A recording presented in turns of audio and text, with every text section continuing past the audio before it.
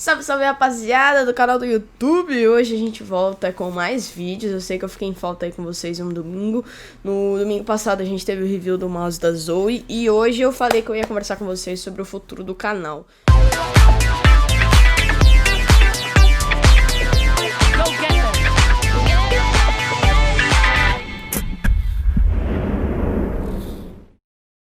Como essas semanas a gente tá meio que mais parado, né? Eu não tô indo pro estúdio, eu tô fazendo só o circuito feminino. E então eu não tô tendo literalmente uma rotina, eu tô aproveitando também pra ficar mais em casa. Tô aqui em Santos com os meus pais. Não fui pra São Paulo ainda. Eu vou pra São Paulo semana que vem. E aí eu acho que a gente pode continuar a fazer alguns vlogs, mas é que, de fato, a nossa rotina, ela meio que vai ser a mesma, porque a ideia mesmo do canal era mostrar o Brasileirão com presencial, com os jogadores, e infelizmente a gente vai continuar de maneira total online, porque a pandemia continua aí, né? Então, aliás, se cuidem, usem máscaras, porque o coronavírus não acabou, apesar da gente estar aí vendo muita gente aglomerando e fazendo coisa que não deve, o coronavírus ainda tá aí. Então, se cuidem, quem precisar sair, use máscara, bonitinho, pra gente conseguir passar dessa situação o mais rápido possível. Então, até conversando bastante, eu tentei pensar em algumas opções e para diversificar um pouquinho o conteúdo do canal e a gente não ficar só nos vlogs.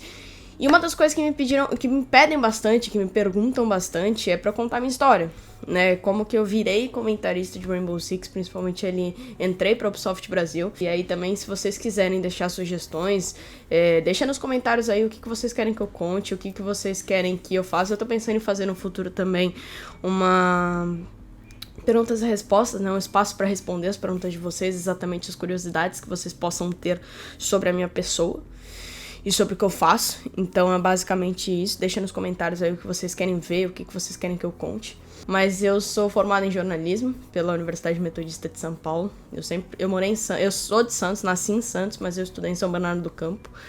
E sou pós-graduada em marketing digital também. Eu trabalhei com isso há algum tempo. Eu já trabalhei de tudo. Eu comecei a trabalhar muito cedo, na verdade. Com 18 anos eu já comecei a trabalhar. Eu trabalhava em shopping como vendedora de loja. Aí depois disso eu já comecei a trabalhar em rádio, eu trabalhei em TV muitos anos também, trabalhei na afiliada do SBT, então eu consegui alcançar vários objetivos na minha carreira, inclusive cobrir as Olimpíadas do Rio 2016, tem fotos aí pra mostrar esse feito. Foi um dos grandes sonhos da minha carreira. Eu fiz jornalismo, na verdade, porque eu gosto muito de esporte. Eu jogava futebol, joguei handball, eu tecnicamente era atleta. E eu tive uma lesão em 2009, acho, que eu machuquei meu joelho, eu tenho uma lesão no menisco. Isso me impediu de tentar seguir uma carreira nos esportes tradicionais, né, como atleta, e até mesmo o próprio mundo do futebol feminino na época era muito mais difícil, né? Hoje ainda é, mas há alguns anos atrás era ainda muito mais difícil de você viver de esporte sendo mulher. E aí eu decidi fazer jornalismo, exatamente para trabalhar com esportes, né, esportes tradicionais. Eu sempre fui muito fã de futebol, eu sou corintiana roxa, acompanho NFL, acompanho NBA, acompanho vários esportes tradicionais, UFC também, eu lutei alguns anos Muay Thai, então sempre fui muito ligada à área dos esportes e quis fazer jornalismo por causa disso. E aí ter participado da cobertura das Olimpíadas do Rio 2016, eu acho que foi uma das grandes realizações da minha carreira profissional, assim, sabe? Foi muito gratificante, porque sempre foi um sonho. Eu nunca cheguei, de fato, a trabalhar exatamente com esportes. Quando eu trabalhei em rádio, quando eu trabalhei em TV, eu trabalhava com notícias em geral, policial, né? Então não cheguei exatamente a trabalhar com esportes. Eu também trabalhava na rádio, na TV, na época da Copa de 2014, que eu trabalhava aqui em Santos e a seleção do México e da Costa Rica ficaram aqui, então a gente meio que fez essa cobertura também, só que não tão intensa como foi pro Rio de Janeiro, das Olimpíadas, que eu fui pra lá, eu acompanhei algumas provas. Eu lembro que a gente foi na festa dos medalhistas olímpicos, eu encontrei muita gente lá, o pessoal da ginástica olímpica, o Diego Hipólito, Arthur Zanetti, esse povo todo, é Arthur Nori o nome dele? Acho que é.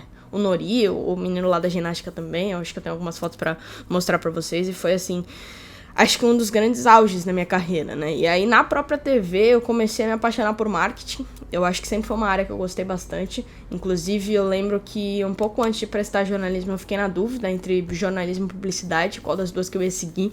Eu acabei escolhendo jornalismo. Mas publicidade sempre foi uma área que eu gostei, principalmente com marketing. E na própria TV eu acabei caindo no mundo das mídias sociais, né? A gente teve ali um crescimento da internet, das mídias sociais, e isso acabou me levando muito para trabalhar com isso. Eu comecei a estudar bastante, me formei também como analista de mídias sociais, comecei a estudar, fiz pós-graduação, trabalhei com isso, continuei trabalhando na TV, depois eu saí da TV, fui trabalhar em uma outra empresa, na parte de coordenação de marketing mesmo na empresa, uma empresa que não tinha nada a ver com segmentos. Eu mudei completamente o rumo da minha carreira, eu meio que parei um pouco com o jornalismo, que na verdade o jornalismo eu sempre gostei, mas eu nunca gostei de ficar na frente das câmeras, que é a coisa que eu faço hoje. E eu sempre fui muito comunicativa, sempre fui muito extrovertida, mas eu não sabia, eu não achava que eu me dava bem na frente das câmeras. Eu cheguei na TV a fazer algumas lives, na época que eu trabalhava como social media, mas nada muito além disso. Eu acho que sempre foi muito mais bastidores e produção. Depois disso eu saí e fui trabalhar com uma escola, num colégio particular, que eu trabalhava no setor de comunicação, basicamente cuidava ali de algumas partes de própria assessoria de imprensa, social media também, um pouquinho de tudo, e coordenava um projeto com os alunos do ensino médio, que era basicamente um jornal na escola, era um projeto de comunicação que eles tinham, e era um jornal, e eu coordenava isso, e foi muito legal, assim, também foi uma grande experiência da minha vida, porque eu nunca tinha tido esse contato tão próximo com os alunos, né? Eu não me considero muito velha ainda, tenho 25 anos, então tô jovem, não faz tanto tempo assim que eu saí da escola, então acho que foi muito bom ter esse contato, e na verdade foi isso que eu fazia, exatamente antes de entrar para a Ubisoft. A carreira de comentarista, ela chega no momento em que eu saio da TV e vou para outra empresa antes de ir pro colégio. Isso foi quando eu tive a primeira oportunidade de trabalhar com Rainbow Six. Na verdade foi antes, né? Eu comecei a trabalhar com comentarista. Antes ainda, quando eu tava na TV, eu comecei a acompanhar o competitivo de Rainbow Six e já era jornalista formada já, e na época, isso algumas pessoas sabem, mas na época o próprio Luiz Queiroga, que é hoje jornalista de esportes, trabalha na ESPN, ele foi meu colega de faculdade, a gente fez faculdade juntos. E na época ele me viu comentando no Twitter sobre o Rainbow Six, e ele tava trabalhando num portal que cobria esportes. E ele me chamou, ele falou, pô, você não quer começar a cobrir o Rainbow Six? Eu vejo que você manja bastante do jogo, você é jornalista, conhece teu trampo. Comece a trabalhar, vamos cobrir o Rainbow Six. E aí foi nesse momento que eu comecei a cobrir o Rainbow Six. Mas era algo, totalmente esporádico. Eu cobria, lembro que a Pro League, comecei a cobrir o Brasileirão quando o Brasileirão começou em 2018. E era isso, eu trabalhava de final de semana normalmente, porque os campeonatos aconteciam no sábado, domingo, ou às vezes um dia na semana, quando era Pro League. E foi algo bem esporádico. E aí eu lembro que no momento em que eu começo a trabalhar na outra empresa, surge a Superliga Feminina. E a Faun já conseguiu uma eliminação em cima da Bleca. A Depressed acaba devolvendo em cima da Faun. Eu não consegui nem ver de onde que foi que a Faun conseguiu essa eliminação, mas foi uma balinha ali logo no começo do round que já deu uma assustada na Invictus. A Panda vai tentando ali perceber a movimentação, já viu que entrou uma jogadora ali, tentou pegar e não conseguiu.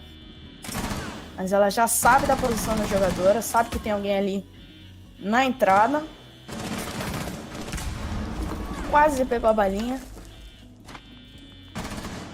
A gente percebeu que a Prisma tá usando muito bem a Dokkaebi nesse jogo, né? As meninas, em alguns rounds que a gente conseguiu ver ali enquanto a gente tentava arrumar o som, as meninas da Prisma estão usando muito bem a Dokkaebi e atrasando bastante a defesa da Invictus. A Depressed já garante mais uma eliminação.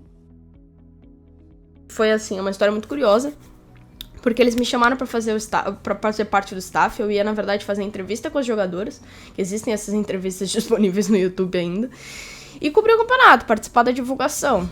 Você se identifica, você vê que não tá sozinha, que você não é a única que joga, porque muitas meninas têm medo também, né? A gente vê que muita menina ainda joga com nick masculino, ainda tem medo de se expor. Existe.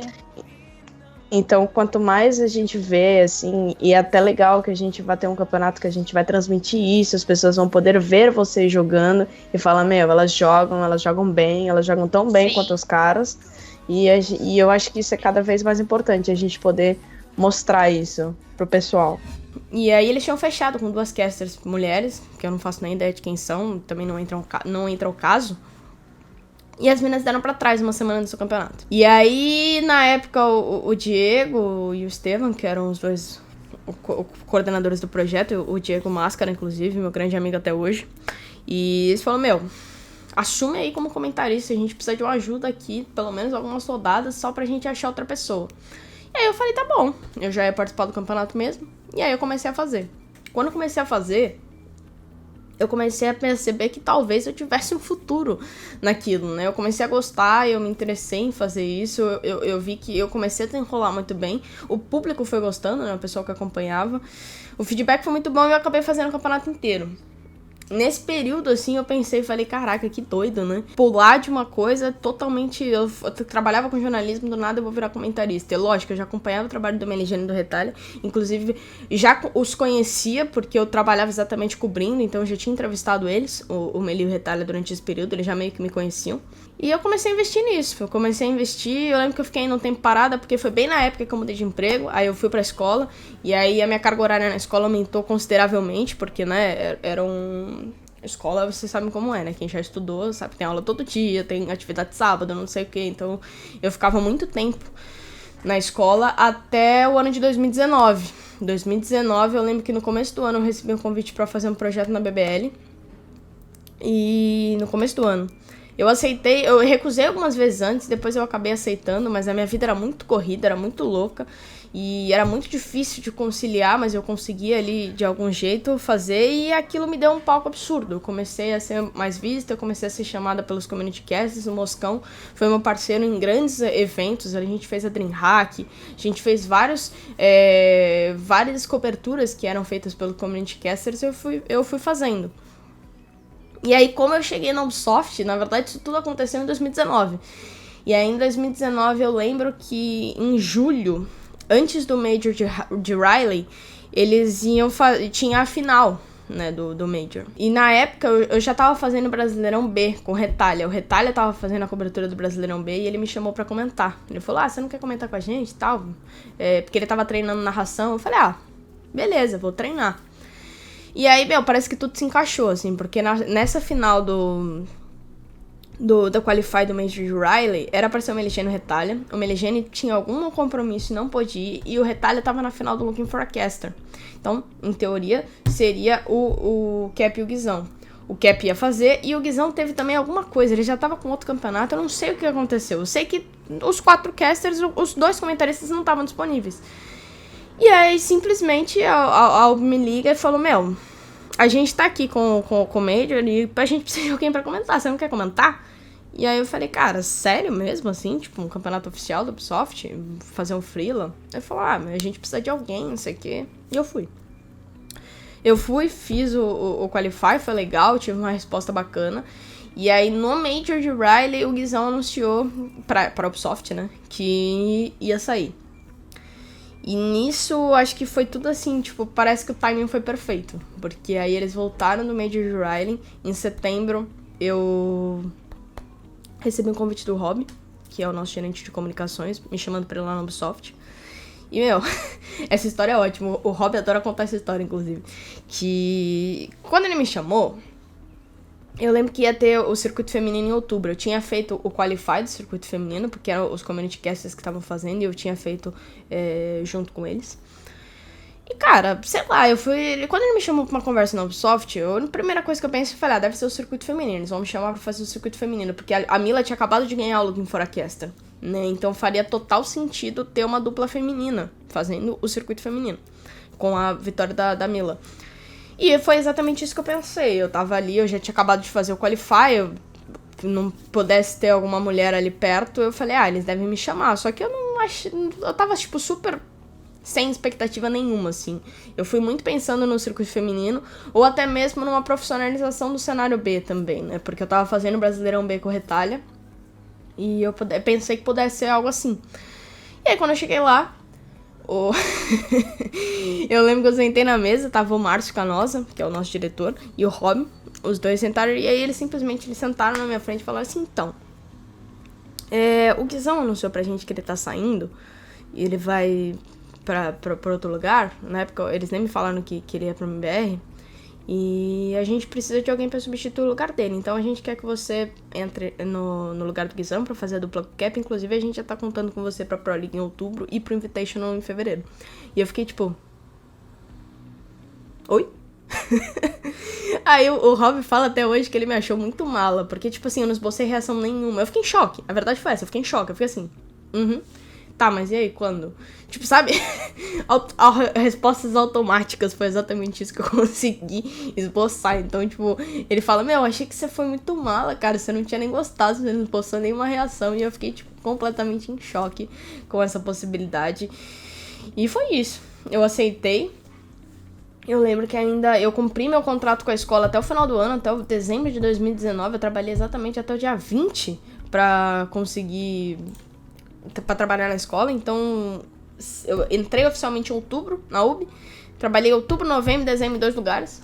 Foram 3 meses ali terríveis da minha vida, porque eu trabalhava todos os dias, eu não tive uma folga durante 3 meses, mas foi muito gratificante, assim, então tudo aconteceu muito rápido, a verdade é essa é a minha história de vida, de carreira, resumido, lógico, senão eu ia ficar aqui 3 horas falando, mas foi assim que eu cheguei no Ubisoft, com essa explosão do nada e tudo aconteceu, mas eu brinco que é engraçado, a história é engraçada, mas que eu acho que tudo aconteceu na hora certa, sabe? Eu acho que foi muito planejado, o fato de eu ter feito o Qualify um mês antes no lugar do Guizão já, sem ninguém saber que o Guizão ia sair, porque pelo que eu entendi, tudo aconteceu no mês de Riley, o Guizão recebeu o convite lá também, isso é o que eu fiquei sabendo, não sei se é verdade também, mas pelo que eu entendi, foi isso que aconteceu. Então, assim, foi muito timing. Tipo, em julho eu fiz o Qualify no lugar do Guizão, agosto o Guizão decide sair, setembro a Ubisoft me chama pro lugar dele. Então, foi exatamente